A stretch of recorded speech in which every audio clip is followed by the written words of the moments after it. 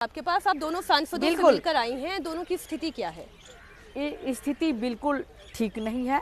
माननीय प्रभात सारंगी जी बहुत ही घबराए हुए हैं। वो सीटी स्कैन के लिए गए, मैं जब गई थी तो उनका ब्लड प्रेशर हाई है। और माननीय सांसद मुकेश राजपूत जी, उनका भी ब्लड प्रेशर बढ़ा हुआ है, दवाइयाँ चल रही हैं, वो बेड पर लेटे हुए हैं।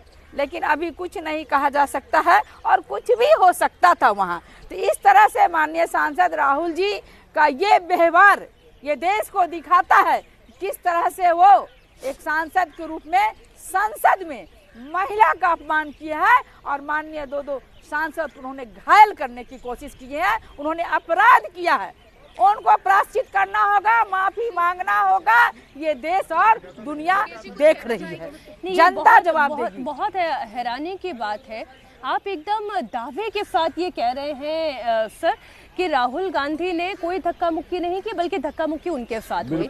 आप सीधा यहाँ पर ये कह रहे हैं कि महिला सांसद कोन्याक झूठ बोल रही हैं। आप एक महिला पर इस तरीके का आरोप कैसे लगा सकते हैं जब तक कि पूरी जांच नहीं हुई, जब तक कि कैमरों की रिकॉर्डिंग सामने नहीं आई, जब तक कि दूध का दूध पानी का पानी। हाँ बिल्कुल, ऐसा गंभीर आरोप लगा रहे हैं। मैं राहुल जी के साथ में सुबह 10:05 से हम लोग साथ में है। मैं राहुल जी के जस्ट पीछे चल रहा हूँ पूरे प्रोटेस्ट में। मैं एक चीज का गवाही दे सकता हूँ कि राहुल जी ने ऐसा कोई भी उनके हाथ से कोई कृत्य हुआ नहीं है। अगर राहुल जी का धक्का किसी को लग भी जाता तो तुरंत माफी मांग लिए होते। ये हमारे संस्कार है, राहुल जी के वो संस्कार है, भारतीय राष्ट्रीय कांग्रेस पार्टी के संस्कार है।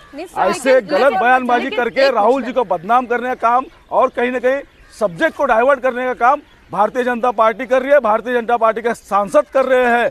उन्होंने जवाब ये मांगना चाहिए कि अभी तक के 2 दिन हो चुके हैं, राज्यसभा में डॉक्टर बाबा साहब आम्बेडकर के ऊपर गलत टिप्पणी की है, उनका अपमान किया गया है। अमित शाह जी ने अभी तक माफी क्यों नहीं मांगी और इस्तीफा क्यों नहीं दिया? इस विषय पे वो संसद चलने दे नहीं रहे और इसी वजह से वो लोग झूठे बयानबाजी करके, गलत बयानबाजी करके लोगों का विषय डाइवर्ट कर रहे हैं। कह रही हूँ क्योंकि आप ये कह रहे हैं कि मैं खुद राहुल गांधी के पीछे खड़ा हुआ था सुबह 10:05 से लेकर तब तक कि जब तक ये पूरा प्रकरण हुआ है।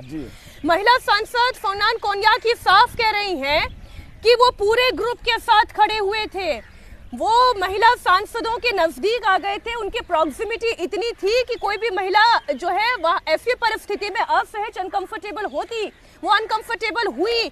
राहुल गांधी लगातार नारेबाजी कर रहे थे, ही वाज शाउटिंग।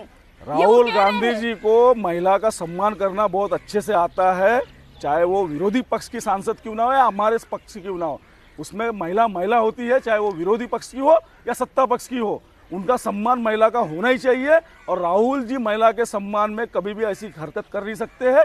और इसलिए मैं आपको बता रहा हूँ कि एक वीडियो अगर दिखा देंगे आप तो हम बोल देंगे कि हाँ राहुल जी झूठ बोल रहे हैं, मैं झूठ बोल रहा हूँ। एक वीडियो दिखा दीजिए जहाँ वो महिलाओं के पास में चले गए हैं, नहीं तो हम आपको दिखाएंगे कि हमारे छिंदवाड़ा के भाजपा के सांसद किस तरीके से प्रियंका जी के ऊपर आए हैं। वो वीडियो मैं आपको भेज दूंगा। देखिए, मैं तो सुबह से यहीं से एंकरिंग कर रही हूँ, मैं पार्लियामेंट के अंदर थी नहीं, आप सांसद हैं, आप लोग माननीय हैं, आप लोग पार्लियामेंट के हमारे साथी राज्यसभा के सांसद ने एक वीडियो दिखा देना चाहिए कि राहुल जी कहीं तो भी आने किसी महिला के पास में गए। की हरकत हुई है।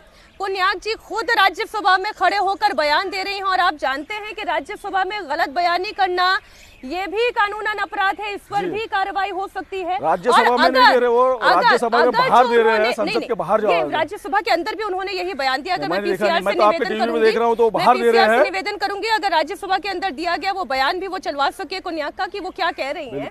लेकिन सांसद तो सफेद झूठ बोल रहे हैं। राहुल जी ने खुद स्वीकार किया है कि मैंने कोन्याक जी ने राज्यसभा में बयान दिया, मेरे साथ स्वीकार किया नहीं, उन्होंने पत्र भी लिखा है, एकदम बिल्कुल लिखा है। महिला का अपमान नहीं सहेगा हिंदुस्तान, ये स्पष्ट है। आप डॉक्टर बाबा साहब आम्बेडकर का जो अपमान हुआ है उस पे बात कीजिए, आप डाइवर्ट क्यों कर रहे हैं विषय को? पार्टी है। अच्छा, एक प्रत्यक्षदर्शी और है जो मनोज तिवारी हैं, बीजेपी के सांसद हैं। अब वो क्या कह रहे हैं वो भी मैं दर्शकों को सुना देती हूँ, फिर आप अपनी बीजेपी के सांसद तो वही बोलेंगे जो उनको लाइन दी है, स्क्रिप्ट मिला है कि ऐसा बोलना है। आप जवाब दीजिएगा ना सर, आप उसमें जवाब दीजिएगा। क्या कह रहे हैं मनोज तिवारी? सर आप उनसे हमारे संवाददाता पवन नारा ने बात की।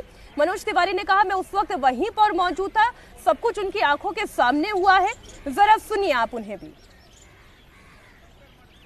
साइड में आप हमसे बात करें, आप यहाँ खड़े हैं, मैं अगर आता हूं, मैं आप इधर जाना है मुझे, मैं इधर से भी निकल सकता हूं, यहाँ से भी निकल सकता हूं। राहुल गांधी और उनकी टीम की जिद थी कि नहीं आप यहां से हटो, हम यहीं से घुसेंगे।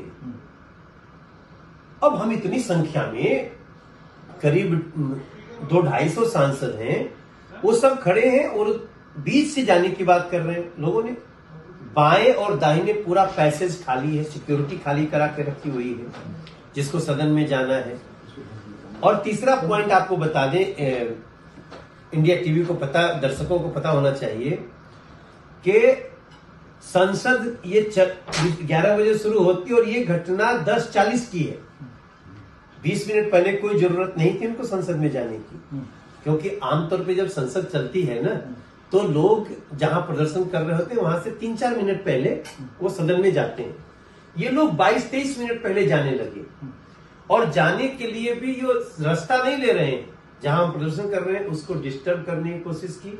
उसी में मुझे पूरा दृश्य में देख रहा हूं, दोनों हाथ लगा के मुकेश राजपूत को और ऐसे धक्का दिया राहुल गांधी ने। मुकेश राजपूत गिरे, फिर प्रताप सारंगी गिरे और प्रताप सारंगी जी का सर फट गया। या वीडियो उठा के देख लीजिए, सीसीटीवी फुटेज भी अगर करेक्ट नहीं होगा, पूरा व्यू देखिए कि वो किस तरह से अपनी जगह से चल करके और हमारी बीजेपी के एनडीए की टीम को जानबूझ के डिस्टर्ब किए और जानबूझ के झगड़ा किए।